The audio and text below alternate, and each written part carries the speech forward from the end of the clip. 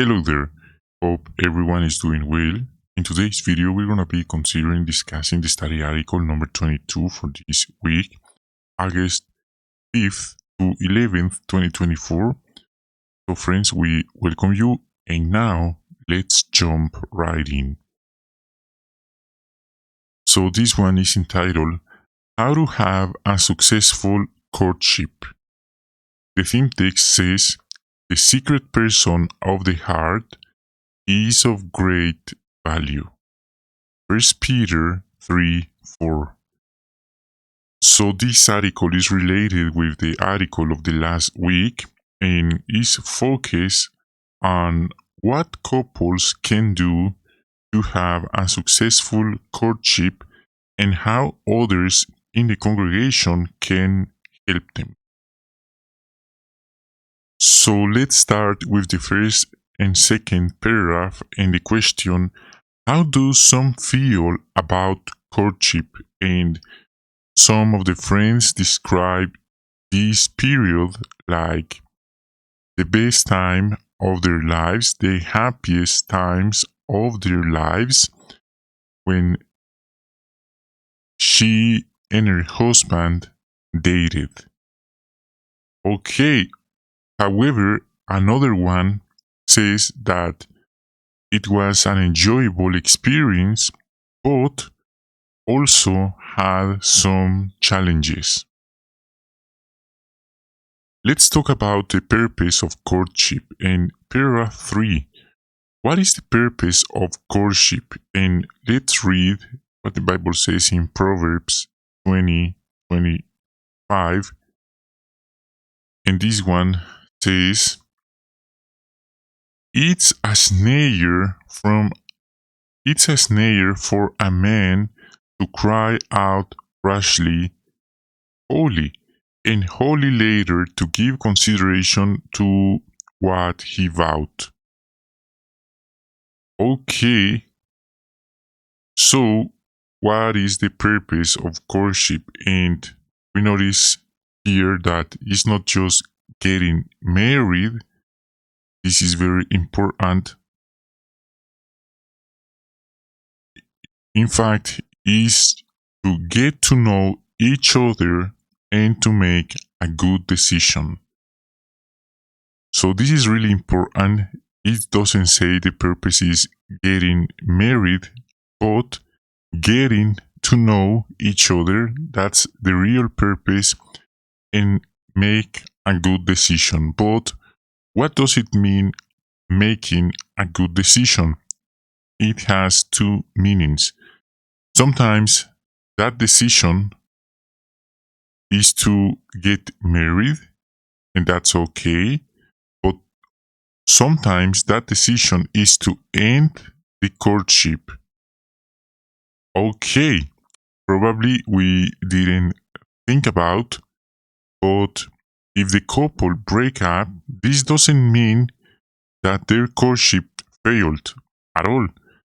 Actually, on the contrary, the courtship served its purpose. It helped them come to a good decision. Paragraph 4. Why should we have the right view of courtship? And in other words, they won't play with others like a toy. They won't date someone they have no intention of marrying. And married or single, all of us should understand the real purpose of courtship. And this is really important because some think that if a couple are dating, they must get married. They have this misconception, and that's not real true at all, this kind of misconception. And this could affect the couples negatively. A sister says that there is a lot of pressure on witnesses who are dating. They don't feel happy, they don't feel comfortable with this kind of pressure. Now the next one says get to know each other well, and we have paragraph 5 and question. But first of all, let's read 1 Peter 3:4. This is the theme text. It says, "But let it be the secret person of the heart, in the incorruptible adornment of the quiet and mild spirit, which is of great value in the eyes of God." So, paragraph 5 and 6, what should a courting couple strive to learn about each other? And as this verse says, the secret person of the heart. So, this is really important and it's a challenge because each one is strive to get to know the real person, the secret person of the heart, not just the pretty or handsome face in front of his eyes. This is really important, not just the external physical appearance, but the inner appearance. And this involves learning more about the person's spirituality, personality, and thinking. And that's the main point. Eventually, the person may be able to respond questions like, will this person be a good marriage mate for me? That's a good one. Another one, can we fulfill each other's emotional needs? Can we live with each other's shortcomings? The next paragraph explains more things about this matter, and it says about deep and probably for some tough questions about personal matters as health issues, financial problems, or past trauma. So this is not a game, it's something serious, and it's really important because soon or later they'll have to face about these matters. And soon is during the courtship, and later is after getting married. So each one has to choose the best moment. Okay, now let's move on to paragraph 7. And how can a courting couple get to know each other? So, one of the best ways is to talk openly and honestly, to ask questions and really listen. So, we stop for a moment and we think about this statement. If one of the friends is not able to talk openly and honestly, and is not able to ask or respond some questions, or is not listening at all, that person is not really cooperating, and that is a red flag. And another point, they could engage in activities that lend themselves to conversations such as eating together, talking, taking walks together in a public areas, and preaching together. You can also learn about each other when you spend time with the friends and family and observe how the person is treating his friends, his family, or the friends or family of the other one.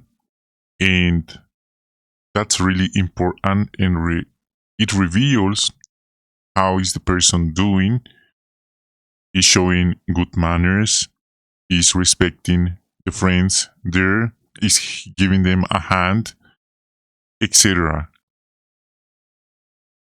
The way a person treats others, it's just something that reveals how he'll treat his future wife. Okay, so let's move on to the next one. How may a courting couple benefit by studying together? And it it'll help them to get to know each other by studying spiritual topics together. Because once they get married, they'll need to make time for family worship, so that God is an essential part of their marriage. So it's really important to schedule time to study together. If they can't study together, that's another red flag. Okay,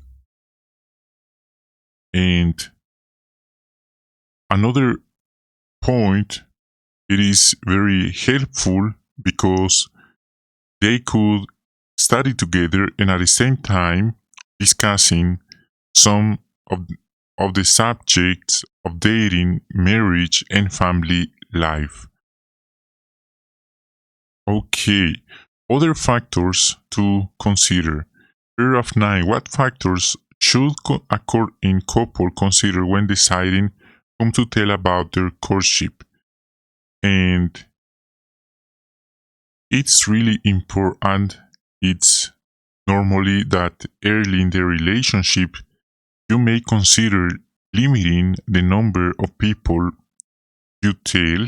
That's understandable. But the advice says it'd be wise at least to inform those who can provide good advice and practical assistance. For example, certain family members, mature friends, or Christian elders. This is really important, and the loyal and discreet slave is not saying that you must ask permit to the elders, but for respect, you are letting know them, you're letting them know about this courtship or relationship. And of course, you recommend everyone about confidence, about save this information by the moment. Okay, paragraph 10, and let's read what the Bible says in Proverbs 22, verse 3. And this one says, the shrewd one sees the danger and conceals himself, but the unexperienced keep right on going and suffer the consequences. So the consequences is really important to think about. And the question, what can a couple do to keep their courtship honorable? And so this is really important to think about good thinking, because physical attraction is real, and the matter is keeping morally clean, keeping the relationship morally and spiritually and physically clean, avoiding immoral conversations, being alone together, and heavy drinking.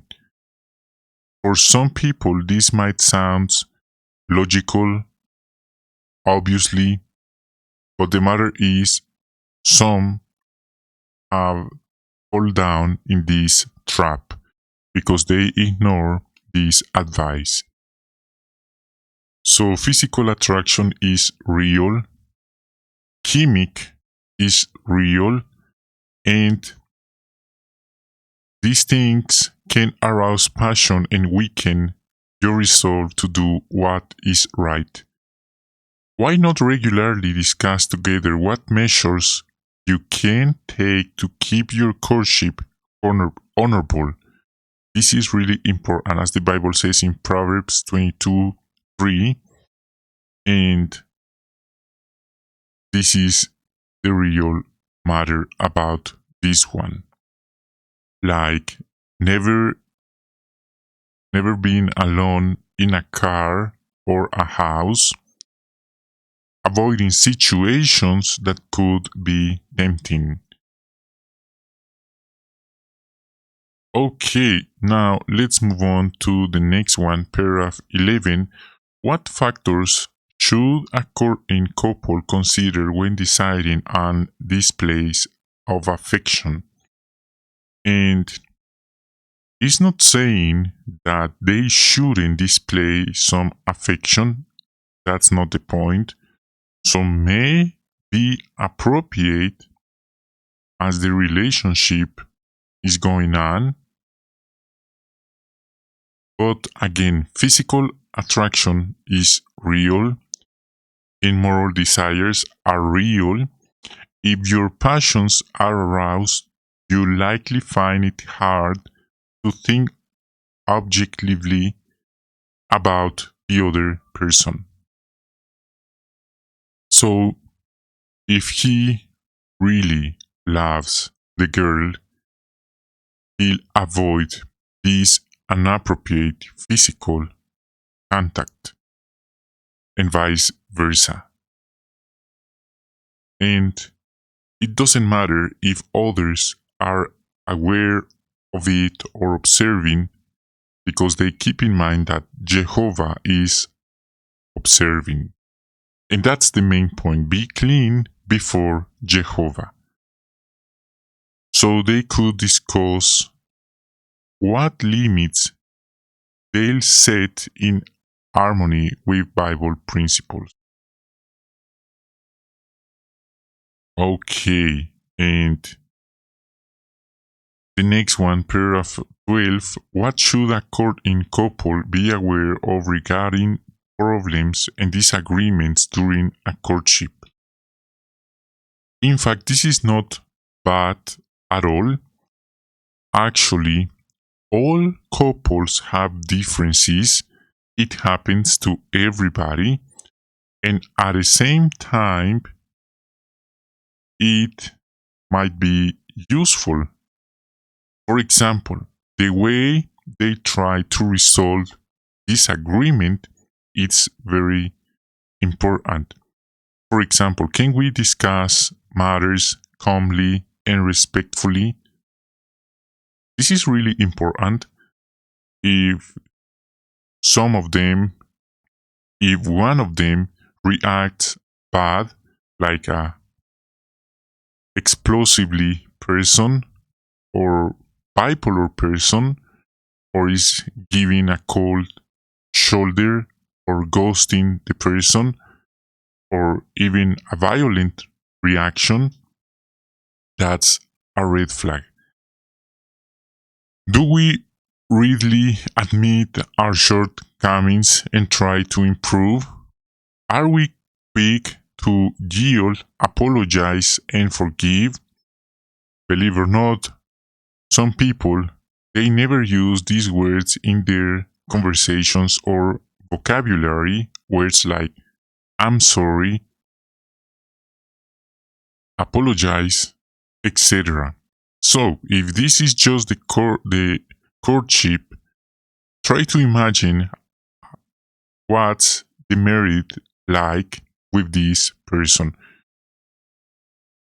On the other hand, if you constantly disagree or argue during courtship, this is a red flag. Why? Because the situation won't likely improve after you get married. So, if we realize that the other person is not right for you, ending the courtship would be the best decision for both of you.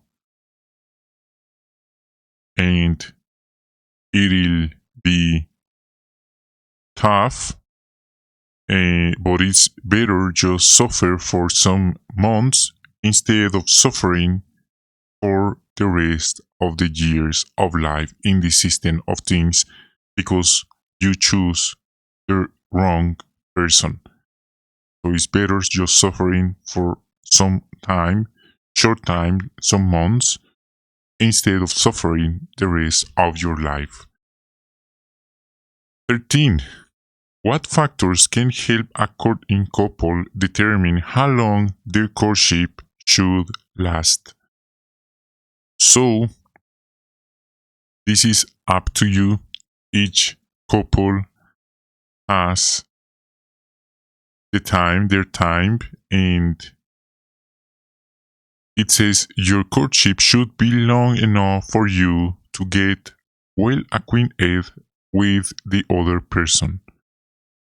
However, the Bible says expectation postponed makes the heart sick. So it it's really important to about this question. What do I still need to know, need to learn about the other person in order to make a decision?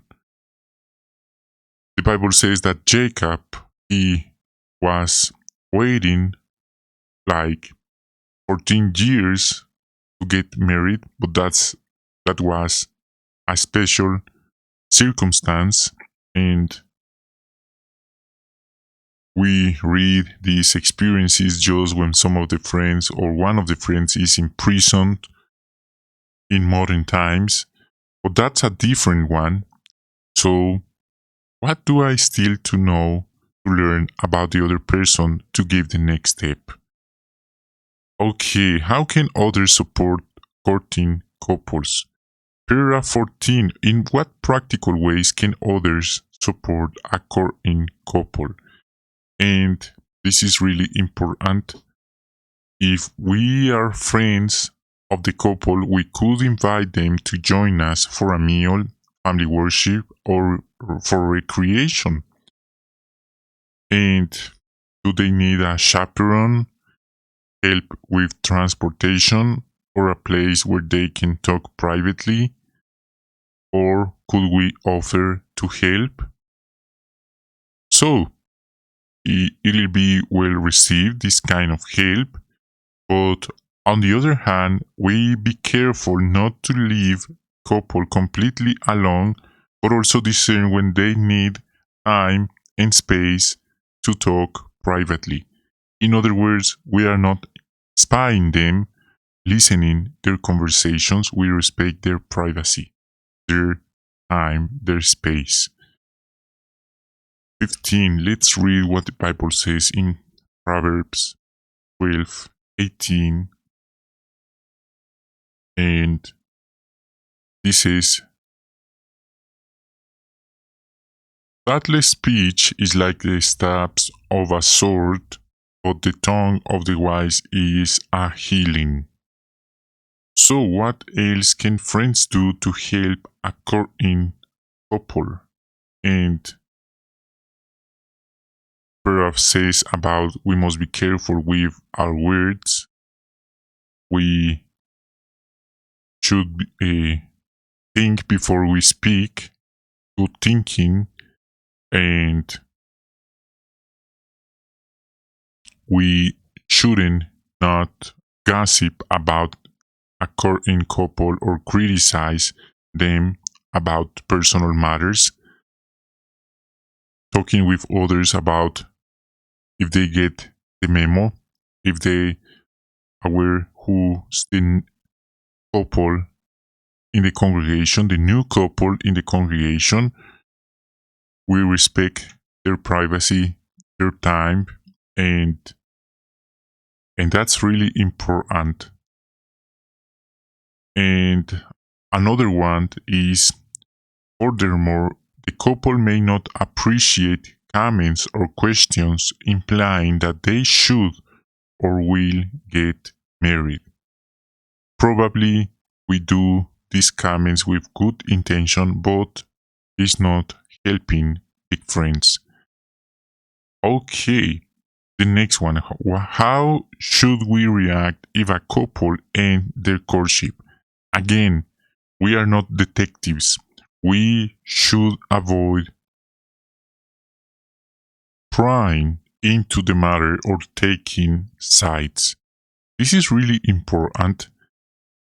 We shouldn't treat one of them like they are removed from the congregation or they are under discipline. They are members of the congregation, they are persons in the congregation, so we should respect them and respect that that's a private matter between them. And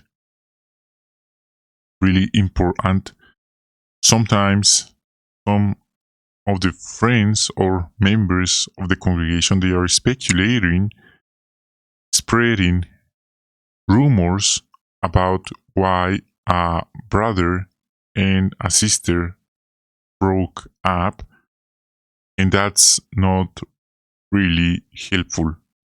Actually, on the contrary, is really hurtful. Another perspective from a breakup is this: a breakup doesn't mean that the courtship or the couple failed.